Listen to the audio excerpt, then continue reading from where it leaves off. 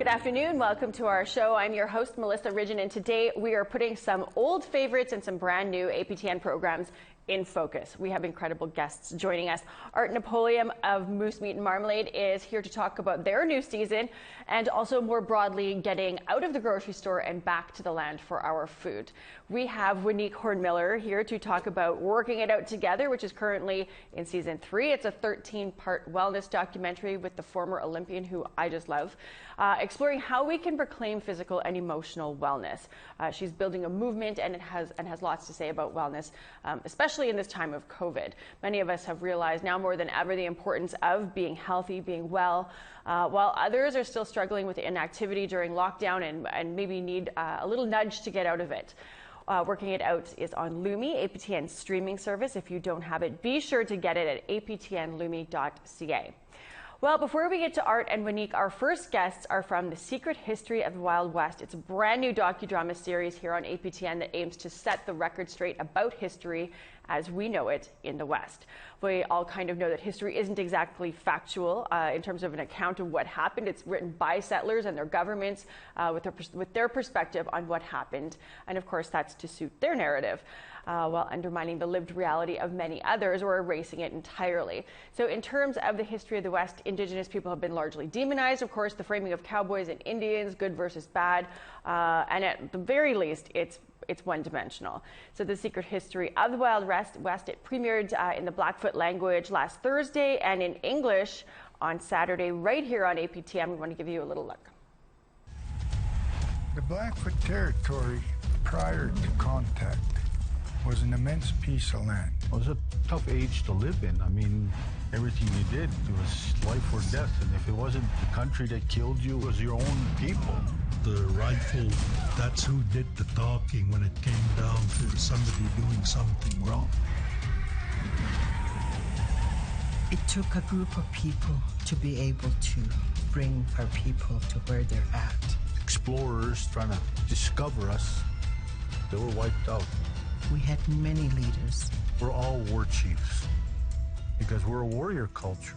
If we hadn't been the way we were, we wouldn't exist today. There are many realities, many alternate worlds. I think this was his 4th reincarnation. When he went into battle, he was invisible to the enemy. A snake in human form came to him. That rock spoke and said, get your people to higher ground or they won't see the light of the next day. The Wendigo had manifested itself in him. I'm talking about Nixie not to eat that beast. The spirits that inhabit those places. The Louisiana Purchase figures predominantly into why the American fur traders were trying to get a foothold over here. Couldn't kill the Blackfoot or the Cree off with smallpox, so they started using other forms. They were lacing laudanum into the whiskey. That's the part of the history books that they always leave out.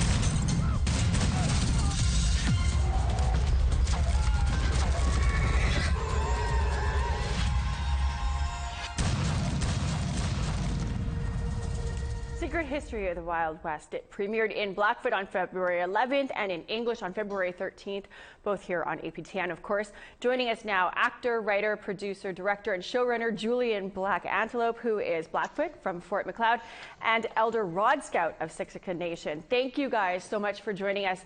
I'll start with you, Julian. Why did this reclaiming of Western history compel you to do this? And how did you decide that this is how it should be told? This is kind of an idea. Thanks a lot for having me, by the way. This is an idea that I've been carrying a torch for about 10 years now. I wanted to take these two ideas of the mystical and metaphysical of another project that I wrote and had to do with traditional spiritual beliefs and marry it together with these icons and people that I grew up learning and hearing about from the old people. But I didn't hear much of it in school, so I thought by putting them together, it would make it an interesting way to do it. All of us, I'm sure, can relate. Sitting in school and history sometimes is a little bit dry. It's definitely one-sided. And I put the correlation quickly together while I was in school. Like, why was I being taught this out of a book, but I'm hearing this from the people? And to me, it's I think it's an important narrative to tell, but it's at the same time, it's definitely don't want to be throwing, like I say, is a brick, a proverbial brick through somebody's window, but it's definitely time to open up the door and let a different perspective in, so to speak. I'm curious. Do you hope that that the audience is going to be, Indigenous people to hear these voices tell their history, or are you hoping for, settlers maybe learn a thing or two too? First and foremost, after the series premiered in Blackfoot and in English, the response was very, very, very positive from the Indigenous communities. And a lot of it was positive what I heard from people's kids that watched it. I think it's very, very important for our Indigenous youth to see their people on a platform. Like, these are people that really exist. They really were instrumental in shaping this part of the world. And in a way, they're kind of like they were real superheroes. Also, for non-Indigenous viewers, it's a way to sort of learn about another culture. How can I put it? By sharing it, I guess by sharing it, not pointing fingers, but by sharing it. And for both sides to learn about the mistakes that we all made throughout history so we don't make them again. So, elders, knowledge keepers, storytellers, they're integral to this project, of course. Rod, I want to ask you, what about this show made you want to be part of it?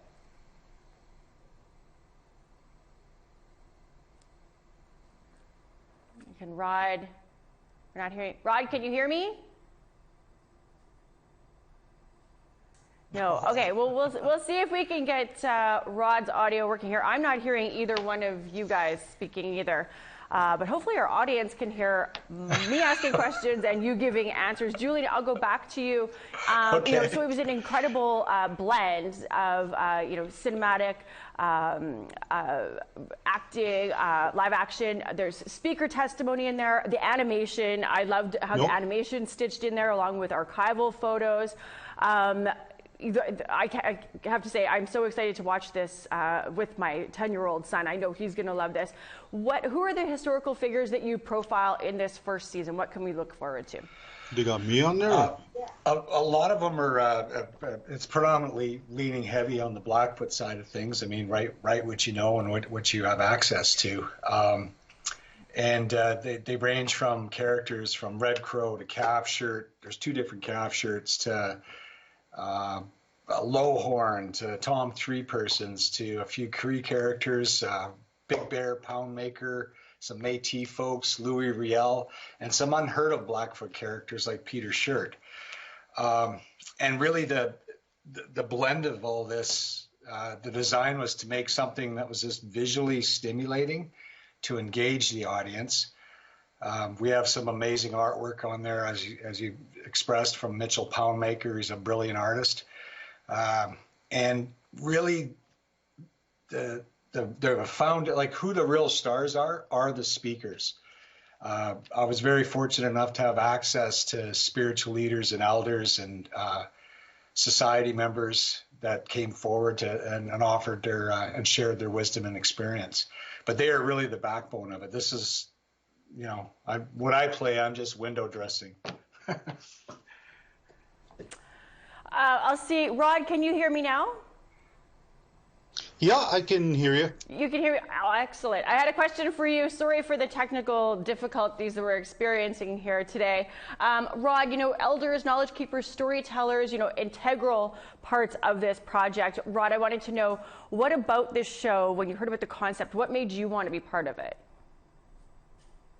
I think it was a challenge, and I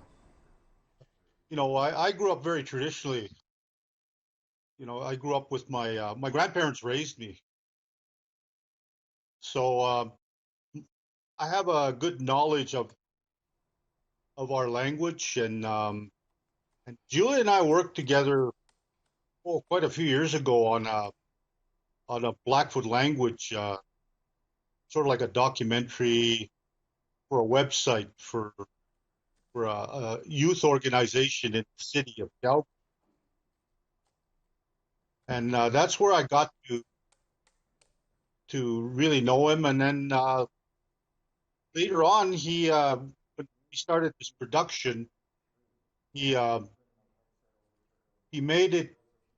We got a hold of each other, and he asked me if I was interested, and we went from there.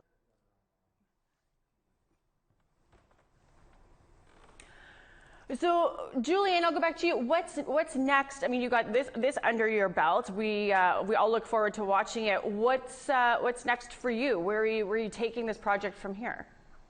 I'm happy to announce that APTN has greenlit a production for season 2, and we're going to be branching out a little bit further from Western Canada, going across North America, and the focus.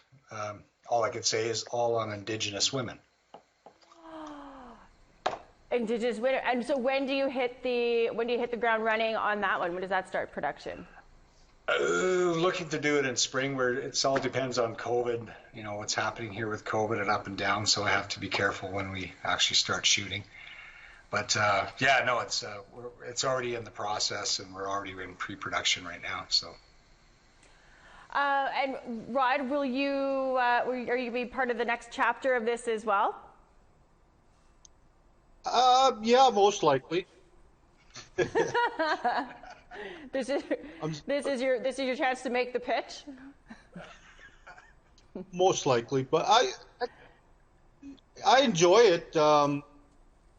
But I'm not a young man anymore, and I don't think I can. Do Julian's hours. Oh, to be young again. So we have another clip here that we want to show. This, as we had said, this is in English. It's also in Blackfoot. We want to take a look at one of the clips that's in Blackfoot.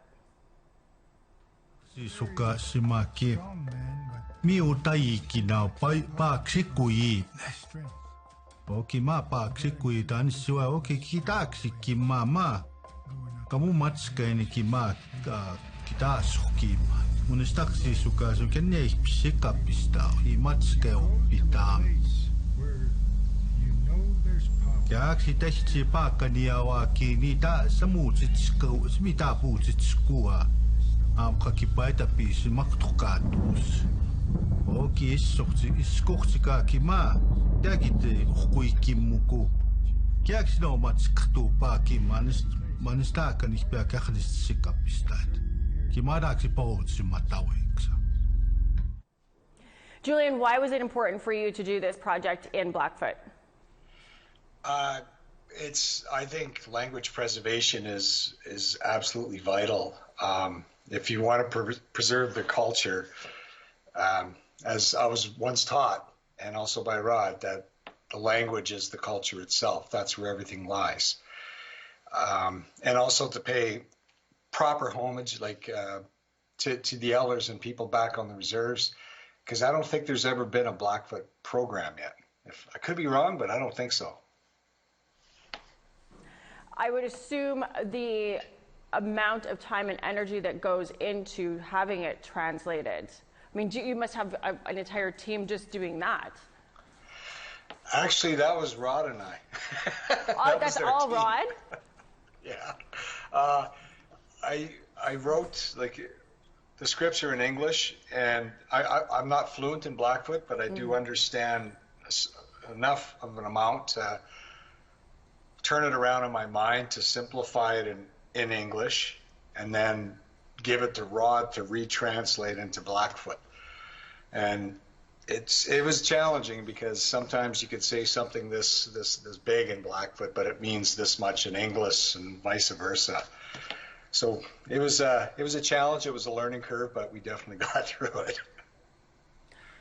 Rod, can you tell us a little bit about, I mean, outside of this series, what does the life of Rod entail? Where are you Are you doing any other projects with schools? I know that I do believe that you worked in law enforcement at some point, or with law enforcement. Is that right? Yeah, I did. You know, I started out years ago, about maybe 100 years ago. I started out with the Alberta Fish and Wildlife Division. I was the Native Liaison Officer. I mean. English is my second language. It's my first, and I feel like it's not my first a lot of times. Yeah, that's true. But I got into policing later after that. And it was interesting. You know, in our police force of the APTN Nation, at the time, for quite a while, I was the only Blackfoot-speaking member. And then later on, another gentleman joined the force, and he spoke Black. So it wasn't so lonely after.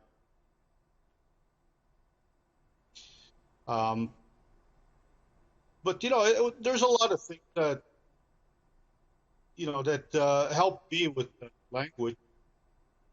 Both my grandparents, I owe a lot of, well, I give a lot of credit to, because they didn't speak English.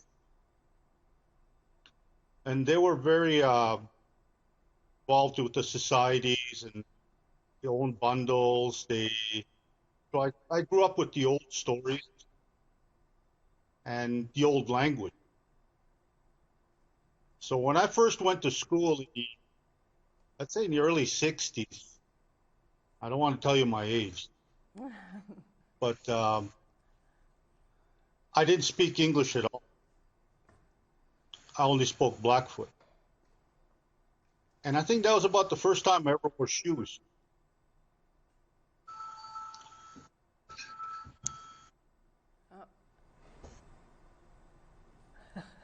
But, you know, as far as my journey in life is concerned, you know, I've done a lot of things and been a lot of things.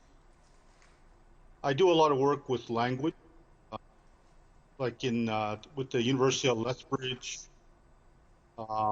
There's, I think I've done some work with UBC, University of Montana. Did some work with Berkeley, and it was a good vacation.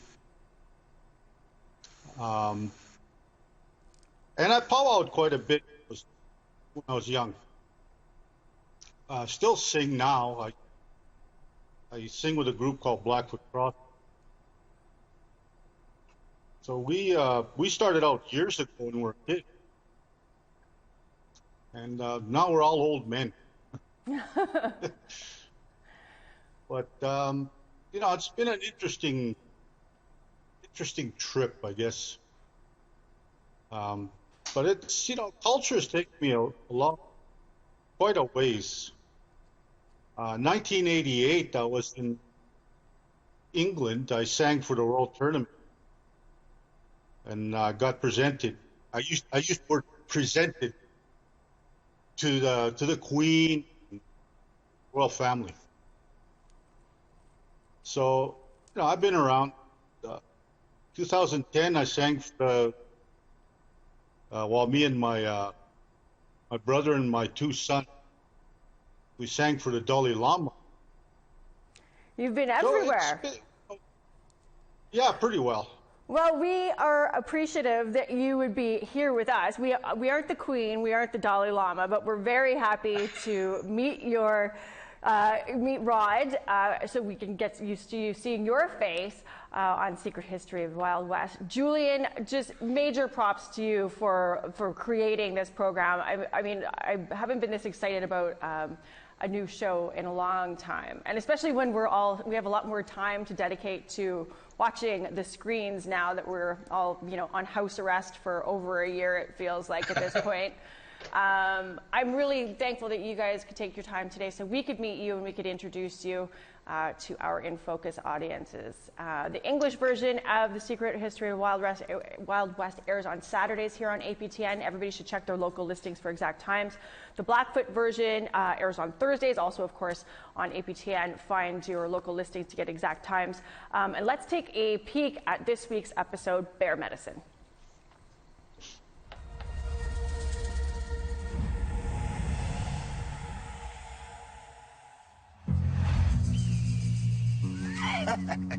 Just like a bunch of deer stuck in the headlights. Love these things. And sleep.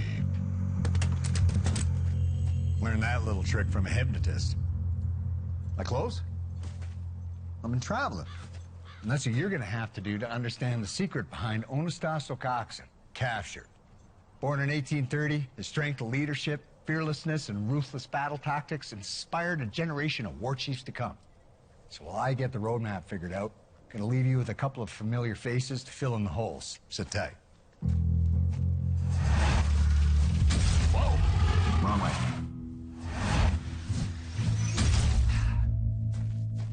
Much better. I've always thought of Calf Shirt as a hero. He was known as a really powerful man. He was a great warrior, tactician, he was wise.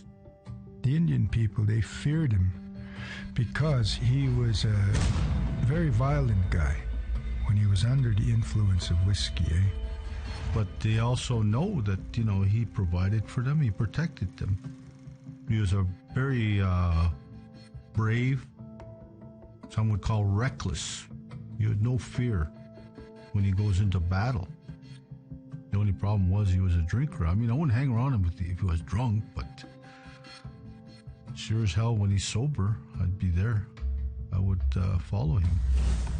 He was the leader of the lone fighters. The lone fighters were named because they rode the periphery of the territory. They went and fought their battles by themselves. Don't forget, new episodes of The Secret History of the Wild West are available for next day streaming on APTN Lumi. So excited for that show. Well, we have to take a break, but when we return, Art Napoleon, our favorite bush cook from the hit show Moosemeat and Marmalade, now out with a brand new season. He is here. Stay with us. Facebook on our APTN News page. Follow or tweet us at APTN InFocus, and send your thoughts to infocus@aptn.ca.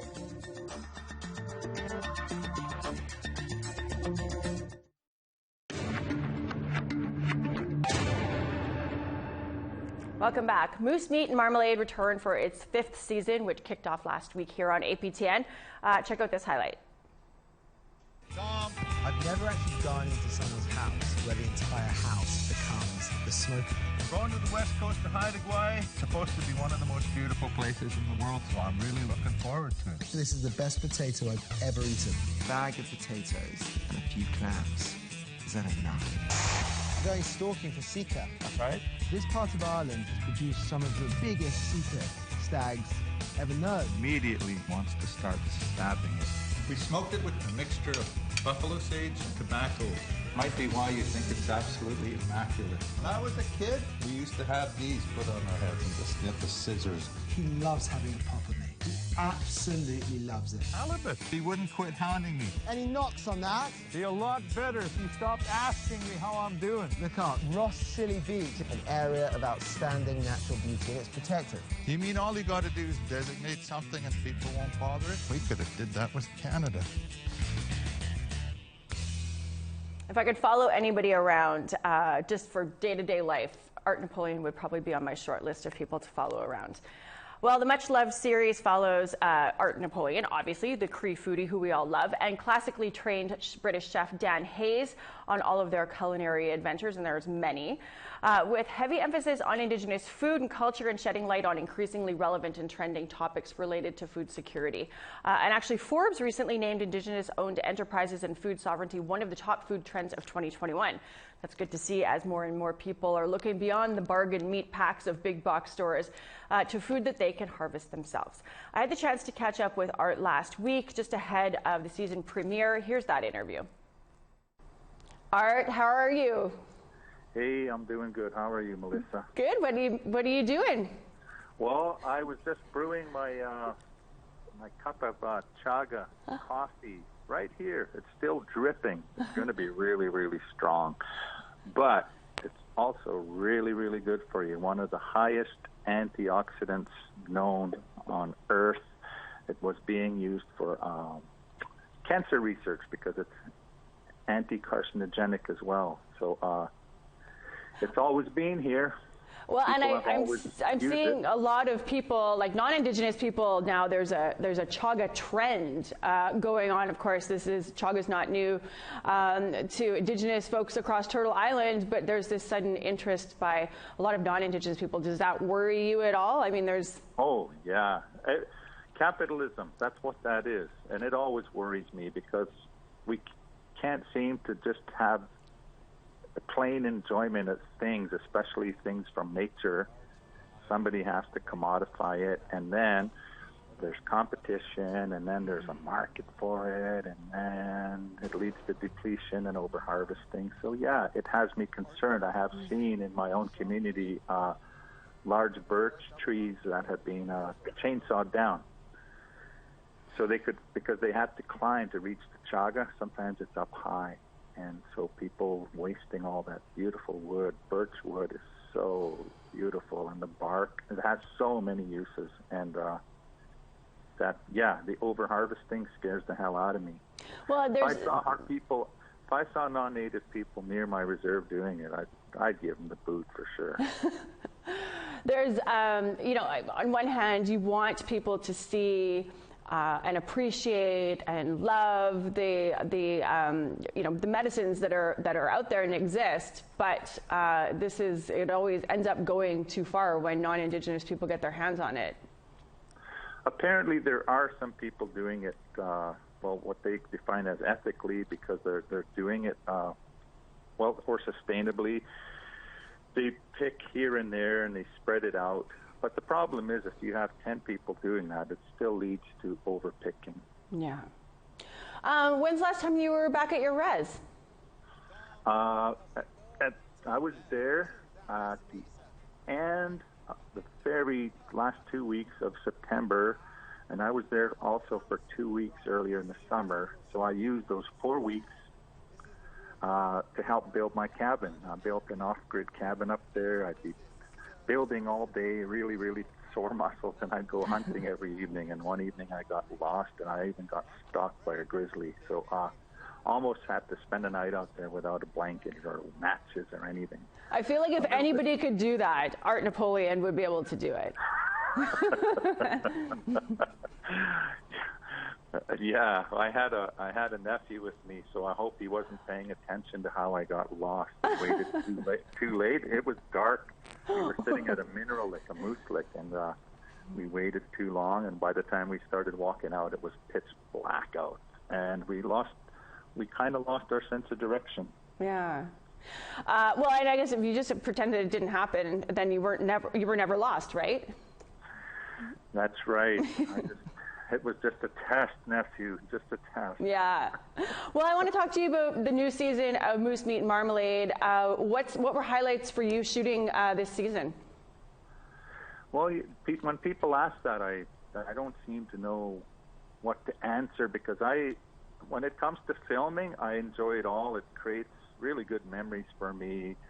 Well, because I've been an office type, I've been a coordinator, I've been a planner. The only time I've been out working on the land is when I do cultural things, when I do foraging, when I do hunting, and when I do culture camps. Mm-hmm.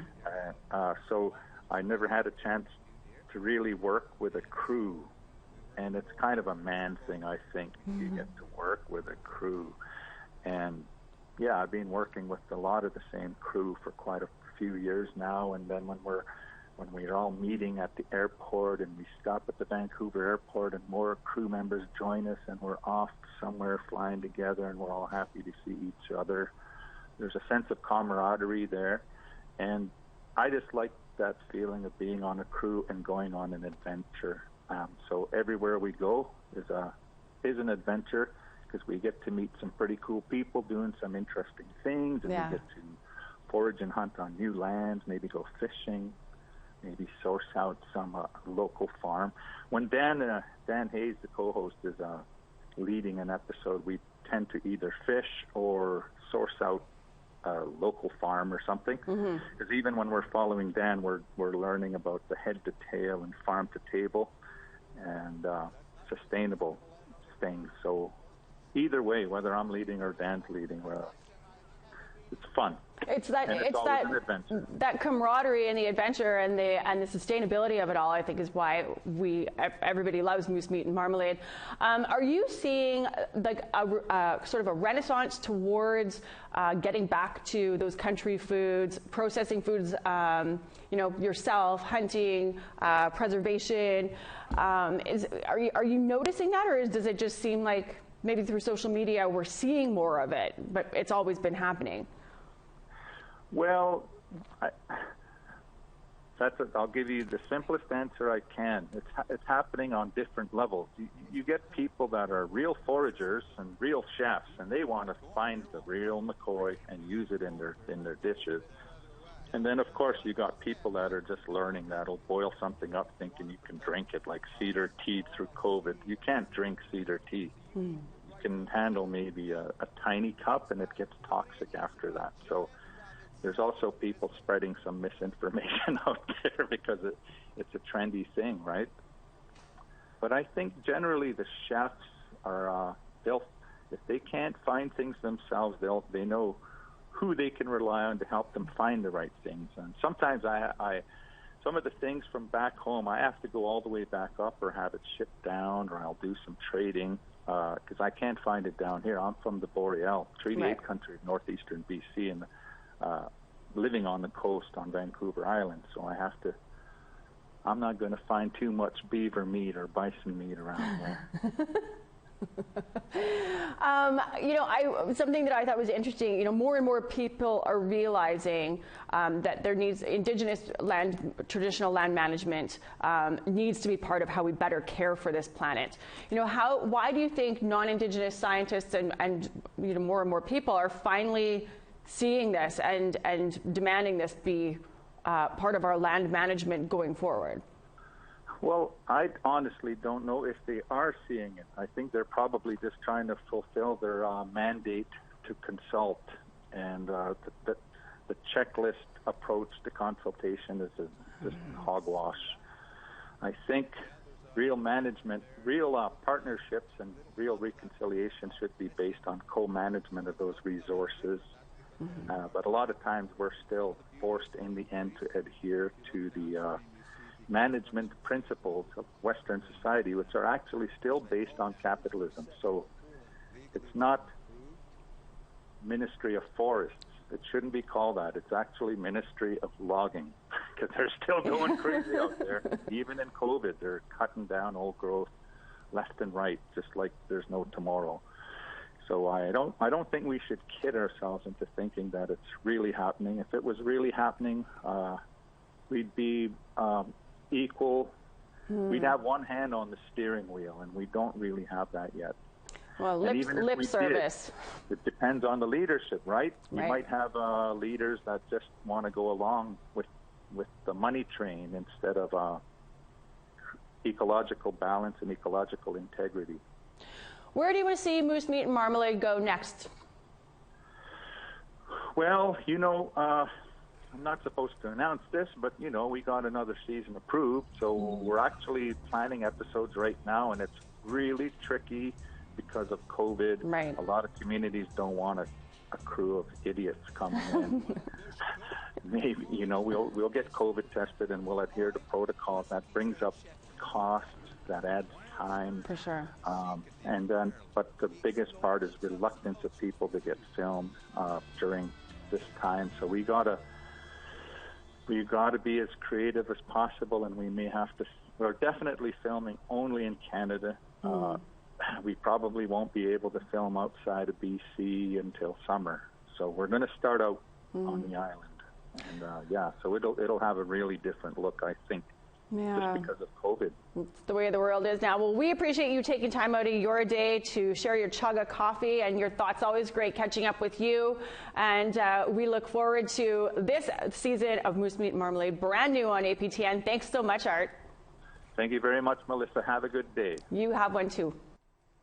Always so great to catch up with Art. He's such a fascinating character. In case you missed the first episode, let's take a look as Art and Dan start preparing a meal in the Peace Valley in British Columbia. We're on the Bear Flat Campground. Used to be managed by Arlene and Ken Boone. This was an old bear crossing years ago.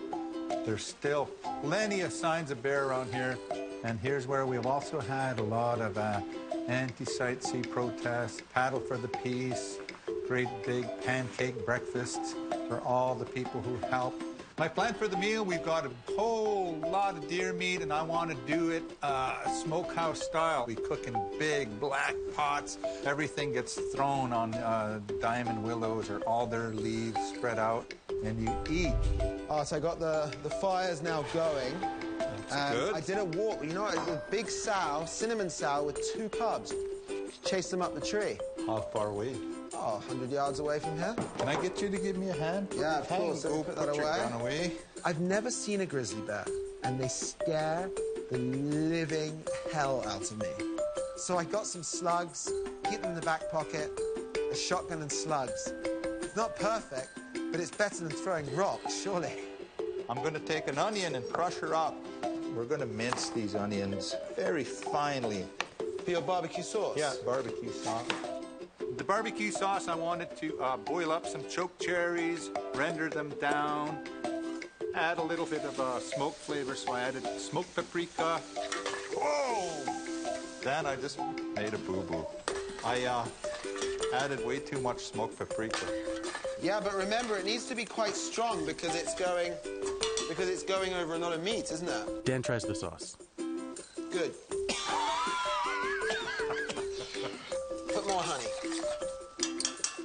Look at this. West Moberly First Nations. They're doing their own honey right on the Boone Ranch. If you want to know when I'm happiest, if you want to know what my favorite food is, if you want to know my favorite dining experiences, it's this. Can't get enough Moosemeat and Marmalade? It's always available to stream anytime, anywhere on APTN Lumi. Moosemeat and Marmalade is on Thursdays. Check your local listings for times. We have to take a quick break, but when we come back, Daryl Stranger is stepping into my seat here, and he is going to chat with Waneek Horn-Miller about her new show on Lumi, one that aims to get you physically and emotionally well. It's called Working It Out Together. We're going to tell you all about it and what she's been up through the pandemic with her family. Stay with us.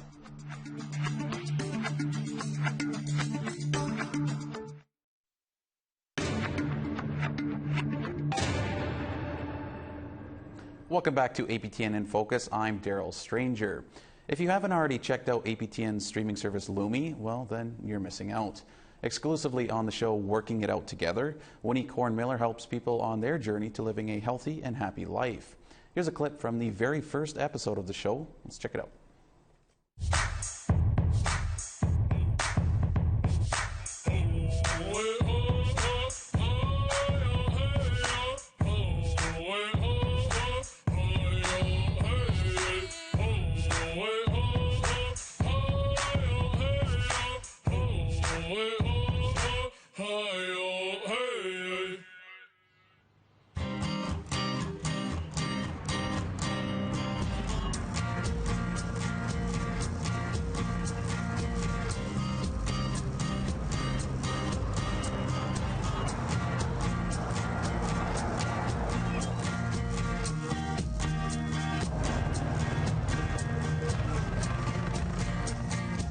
Okay, so this is the official start to the journey, and it's been my absolute dream to have this day, come, and it's been a long time coming.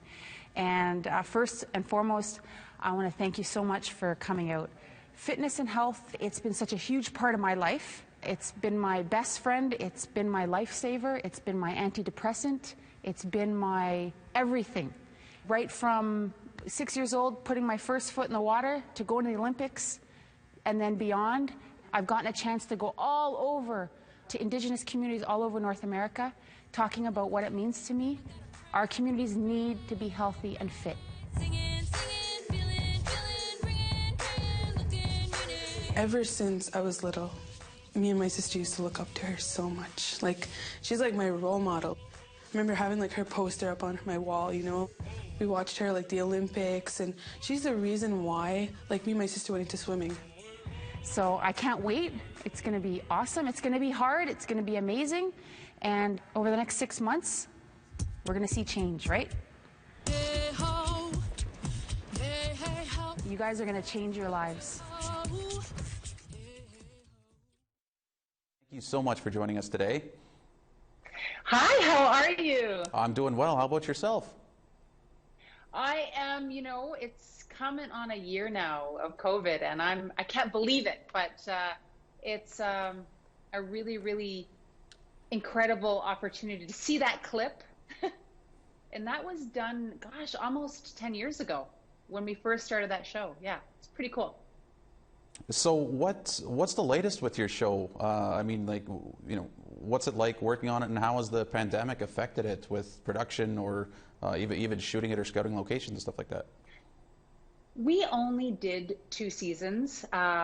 It just was, it was a show that actually it was really an amazing opportunity, but we didn't go beyond 2. So we haven't shot in many years, and it's really cool to see these stories continue to live on and to continue to be really relevant to a lot of people, especially now in the times that we're living, when we're talking about health and wellness on a whole different level. Now, I want to go back to the beginning. You're an Olympian, you're a Pan American gold medalist.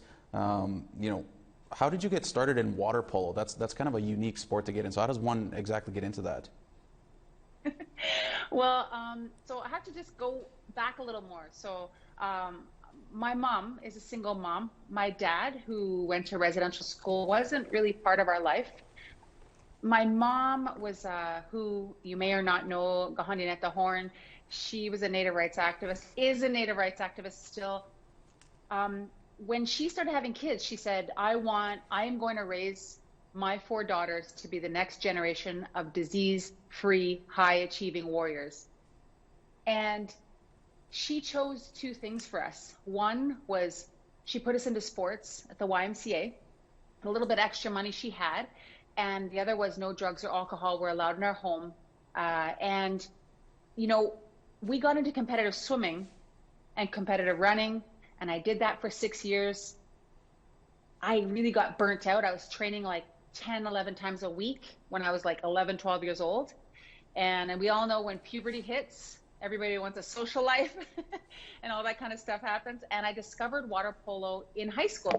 Actually, my sister, sorry about that. My oldest sister was on the water polo team at the high school, and she said, Waneek, come out and play. And it was a sport where I could sprint, swim, and fight, and have fun, and have friends, and have a social life. So that's how I got into the sport of water polo. Now, Waneek, you're from Ganawage. How important is the Indigenous culture to you when you're helping people progress on their own journey towards being healthy and active in the show? It's everything. It's the core, culture, identity, who we are, where we come from, what our ancestors have persevered through. These are things that I really, really garnered as important, where they anchored me when I was a kid. And I know that they're an anchor and a place and a source of inspiration for Indigenous people. Why do you get fit? Why do you get healthy? Why do you take care of your body? It has everything to do with who we are and rebuilding the resiliency and the strength at the core of our communities. Now, a lot of being healthy is being active, but it also requires a good diet. I know in some of the episodes, people are showing just how much sugar or fat there is in the foods they eat. Why is that such a good exercise to do, and how important is diet? Well, I mean, if you are a trainer, if you've ever worked with somebody in that field, you know that getting fit and healthy is like, it's probably like, they say can only be from 25 to 45% physical activity, but a huge component of it is your food and how you take care of your body and what you put in your body. And so, you know, often a lot of us come from backgrounds, you know, I didn't grow up with a lot of money, and high sugar foods are cheaper, they last longer, and often it was something that we had more access to.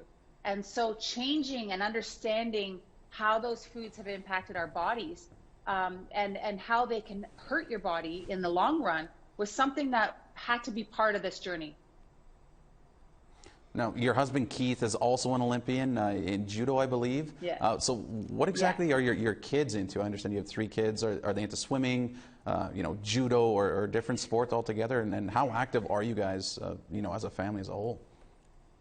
Holy cow. Well, we have gotten a whole other level of active since COVID. But prior to the shutdown of everything, and it's kind of reopening now, water polo. My daughter played water polo because I'm active in the local water polo club here in Ottawa. So I got them, and I was still playing as well, kind of on a old lady level.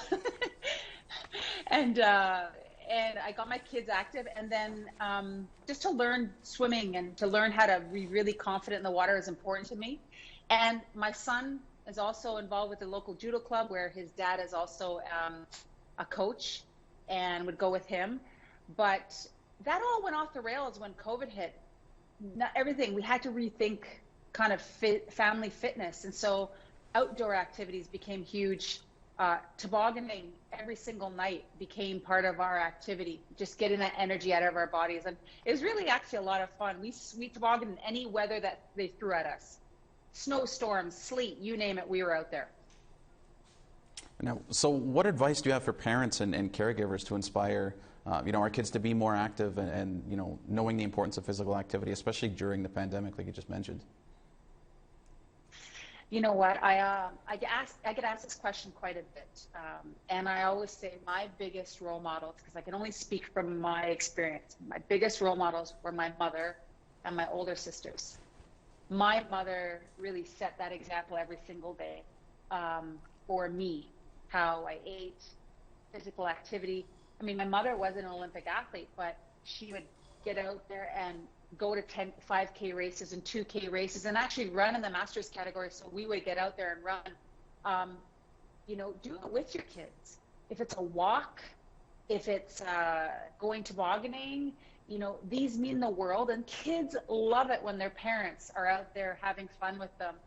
You would be surprised how it will change your own life and how it becomes sort of a habit formed that becomes part of your family environment and your family culture. And Waneek, what are you looking at as your next challenge? What's something you want to work on as your next goal in life? Well, you know what, sport has been such a huge part of my life, and I really, really am passionate about sport being accessible for our communities, especially our young women. It built so much confidence and pride and a sense of, you know, purpose within me, and gave me skills that have translated into every other part of my life.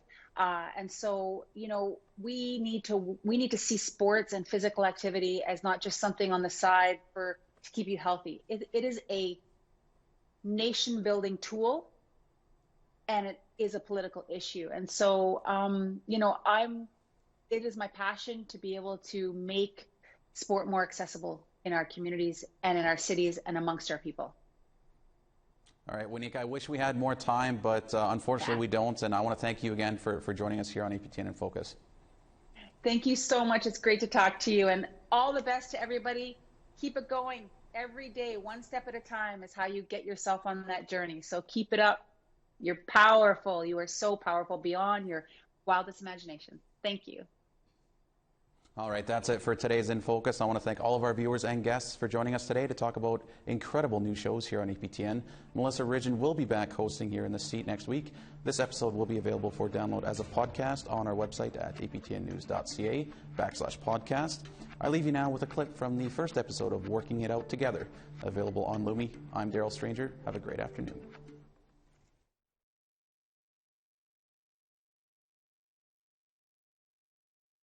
Reach to the side. Good. Normally, I'm looking at changing people's programs about every 6 weeks, maximum 8 weeks. You always have to challenge the body, because if you don't, the body's going to figure it out after a while. And when the body knows what you're going to throw at it, the body knows how to not give the full effort. This is actually really good for joints. You just bend, you go like this.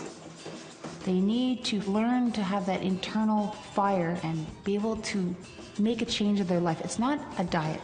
It's not a training regimen. It's a lifestyle change. Try doing that for 5 minutes. You'll see the legs will be really tired. It takes planning and scheduling. You have to plan it into your day. You have to put yourself first. How you feeling? You okay? Yeah, I feel good. Okay. Got a little bit of a sweat.